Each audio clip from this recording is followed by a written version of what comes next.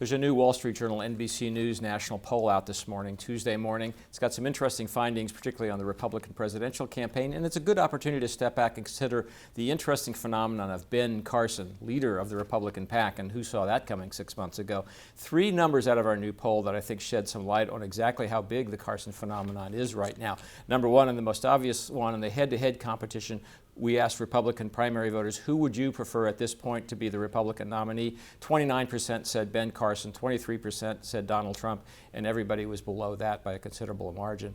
Secondly, we also asked Republican primary voters, who would your second choice be? If you don't get your first choice, who would your second choice be? And on that question, when you combine first and second choices, Ben Carson's at 50%. That's 15 percentage points higher than Donald Trump, which tells you he's acceptable to a lot more people than Donald Trump is, even if he's not their first choice.